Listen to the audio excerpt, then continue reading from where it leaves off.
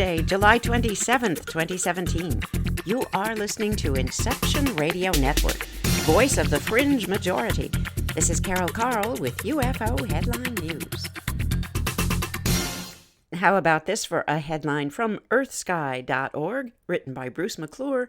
Go someplace dark and watch meteors! ! Well, that sounds like something one might want to consider. Tonight and in the coming nights, treat yourself to one of nature's spectacles. This time of year and into August, people look forward to the Perseid meteor shower, and it's wonderful, with rates of about 60 meteors per hour at its peak. We've been talking about the Perseids a lot lately. They're gearing up even now. So if you go outside between midnight and dawn tonight, or maybe this weekend, you might see some. But there's another meteor shower happening too. We've also talked about that. We'll remind you, it's the Delta Aquarid meteor shower. The Delta Aquarids don't have as definite a peak as the Perseids. Instead, that shower produces a steady supply of meteors for some weeks in late July and early August. So tonight and this weekend, those are good times to watch because the moon is in a waxing crescent phase. This means the moon sets in the early evening.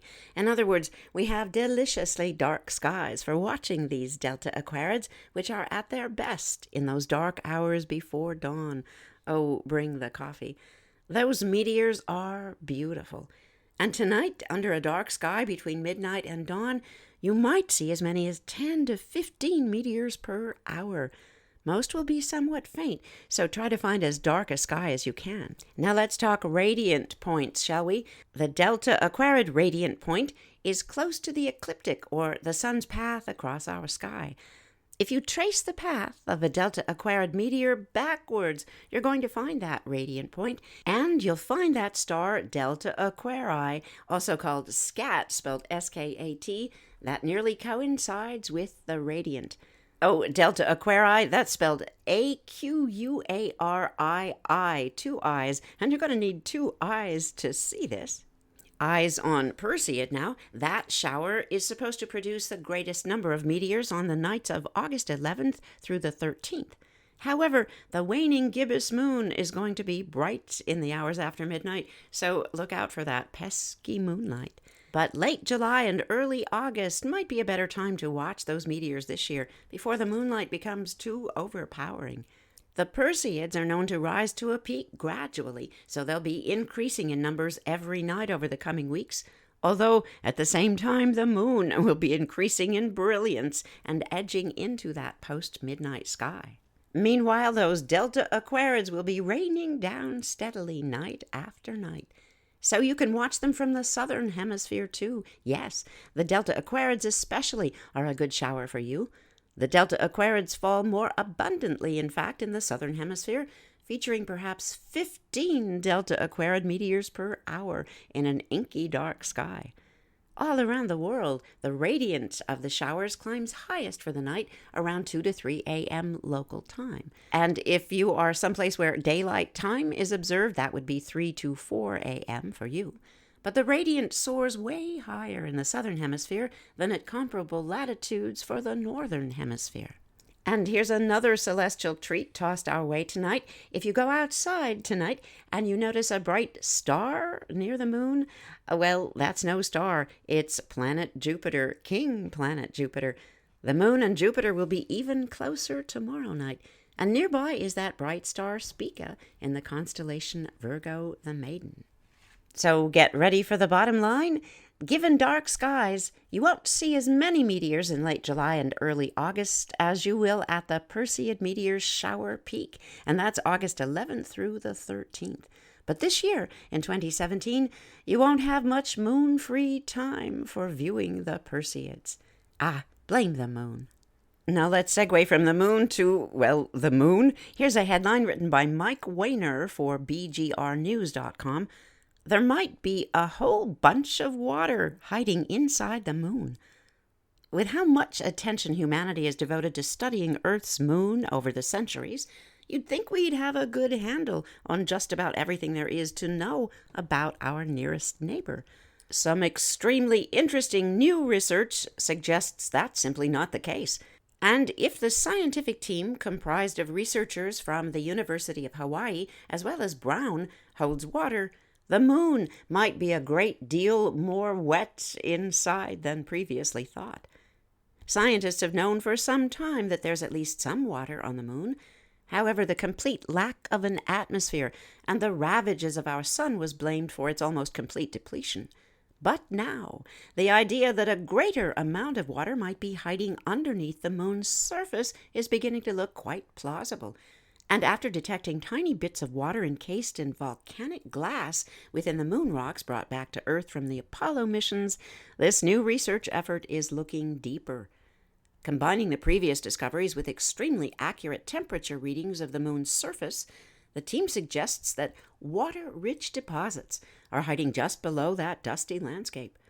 The readings point to pockets of water trapped within long, dormant volcanic areas. And while the team hasn't ventured a guess as to how the water originally got on the moon in the first place, they're fairly certain that it is indeed there.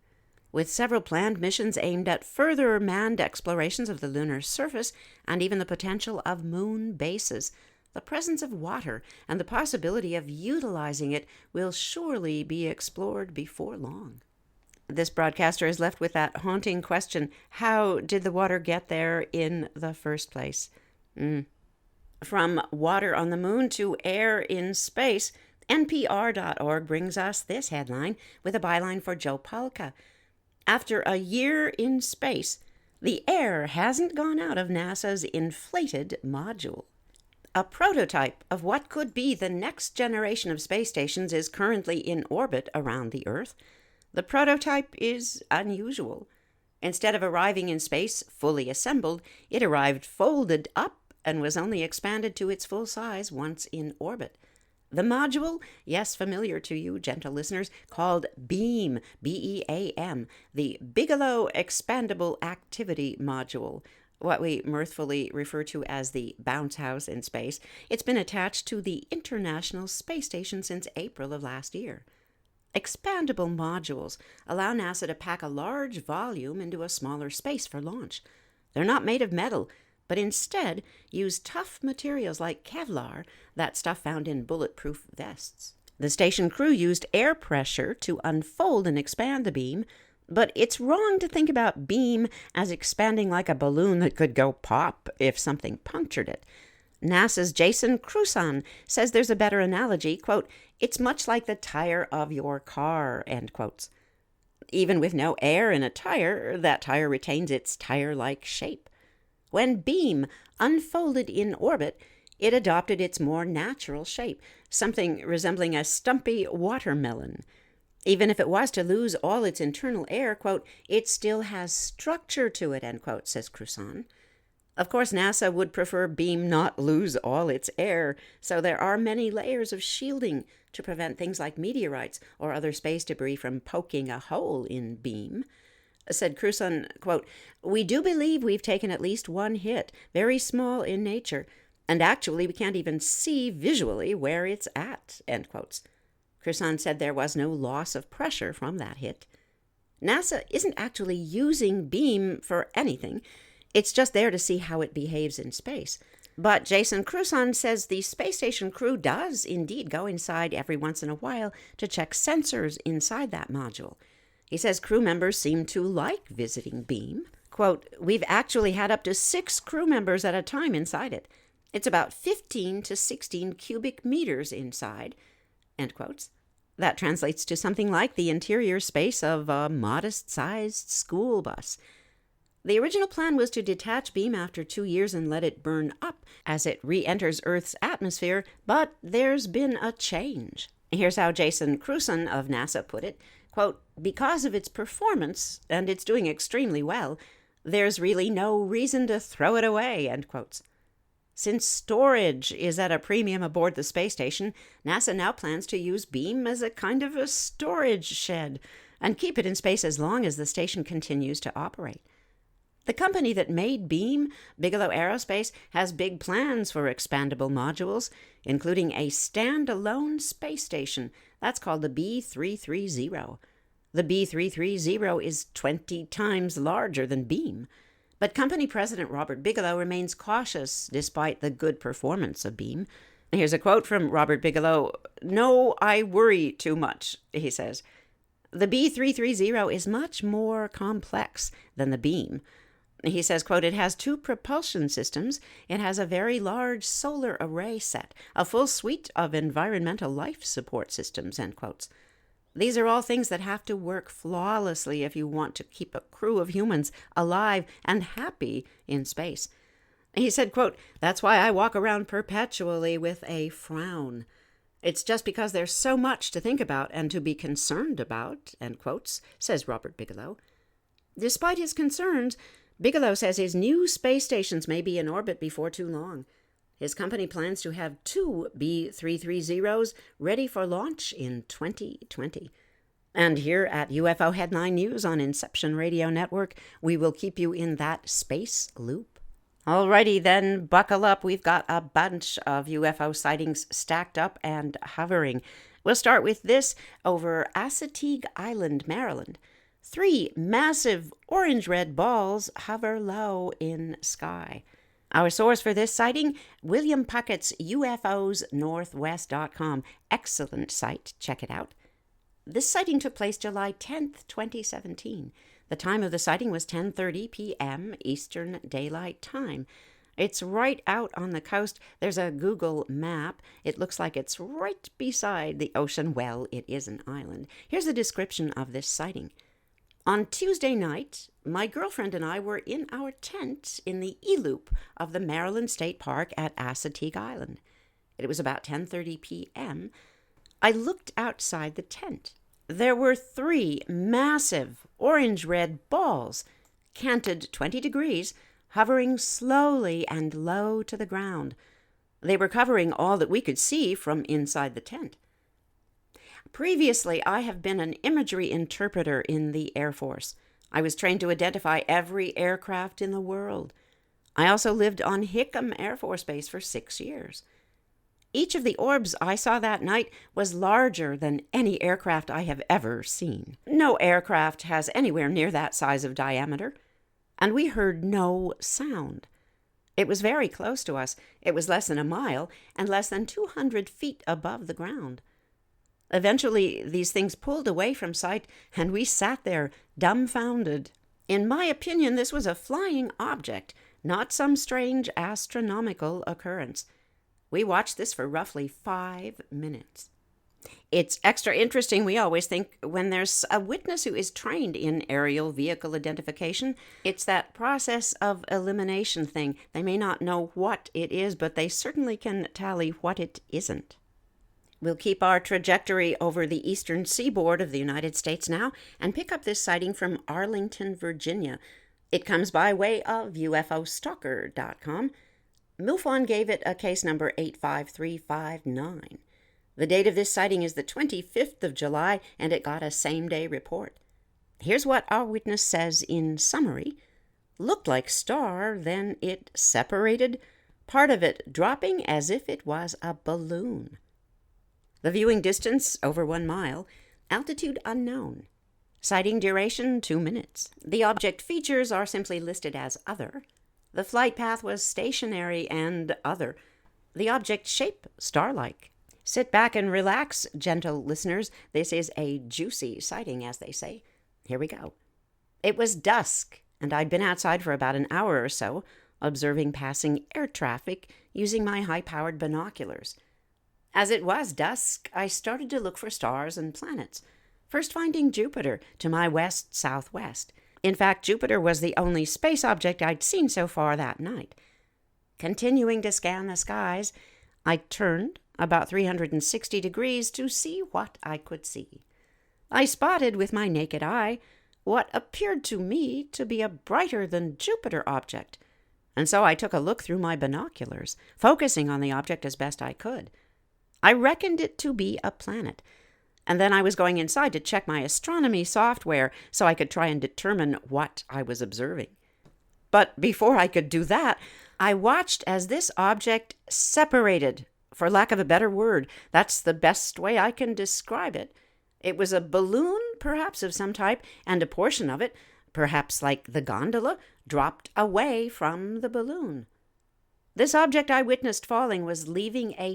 If you have a Lowe's Advantage card, you can get an extra 5% off every day on items big or small. So you can save an extra 5% on a new coat of paint, updating appliances, replacing the flooring, and even save an extra 5% on little things like cleaning supplies, laundry detergent, and air filters. The big to-dos to the everyday essentials. You get an extra 5% savings every day when you use your Lowe's Advantage card. If you don't have one, apply today. All projects have a starting point. Start with Lowe's. Subject to credit approval and can't be combined with any other credit offers. Exclusions apply. See store for details. U.S. only. Trail, presumably of smoke and whatnot. Also, the falling object was lit up, so much so that it appeared to me to be of the same brightness as I'd initially observed it when I first spotted this object. At some point while the object was falling, my attention was drawn away to what appeared to be two aircraft, flying almost within the field of view of my binoculars. That is, I could almost see both the airplanes and the falling object through my non-zoom type binoculars. The airplanes looked to me like B-52 strato fortresses, perfectly lined up so that it looked like one plane with two sets of wings. These airplanes were headed east-northeast. Returning my visual focus to the object I originally observed, well, I didn't see it. I looked through my binoculars, and with my naked eyes, nothing. And now the airplanes were also out of view. Regarding these airplanes, my best guess on their altitude would be less than 10,000 feet. And I say this because I think I recall hearing the airplanes, which is why my attention was diverted to them. And given the airplane gazing I've been doing just before, I know what an airplane, say, at 30,000 to 40,000 feet looks like. And they're nowhere as large as the object or objects I saw. As far as this other object is concerned, I estimate its altitude to be about that same range. I say this partly because of how quickly the one object was falling. My considered opinion is that the object would not have appeared to me to be moving so quickly had it been at a much higher altitude. Following my failed effort to visually reacquire the falling object and the parent object, I looked to see if I could spot the airplanes, but I could not. They had become blocked by a building. "Thank you," says the witness. "Oh, witness, we thank you. What an interesting report." That's pretty unique, that description of two B-52 strato fortress-looking planes? From strange planes and other objects to a black triangle sighting in Congress, Arizona. MUFON has given this sighting a number for purposes of tracking and identification.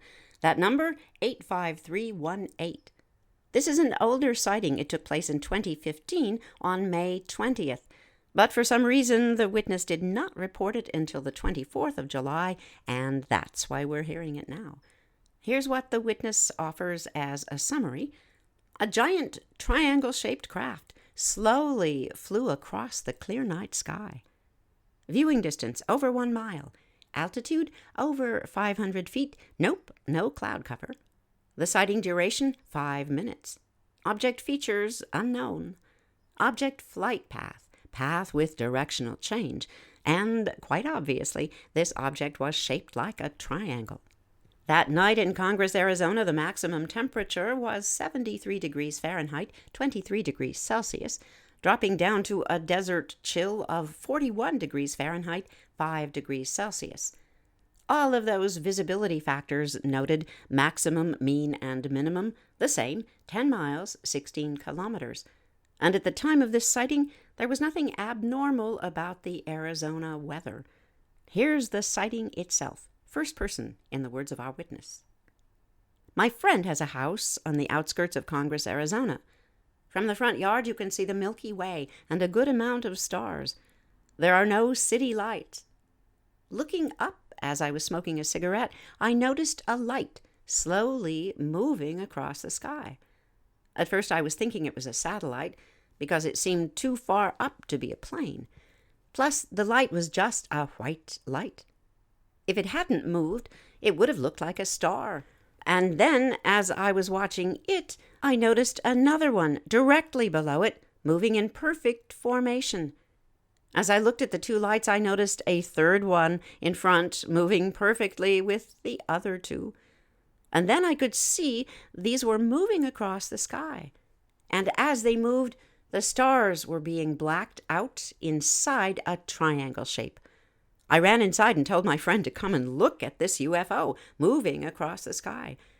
He came out, and when he did, I caught sight of it again. It turned from moving westward and moved straight up very smoothly and slowly, and then it just faded into the stars. My friend has been on that property and his family before him.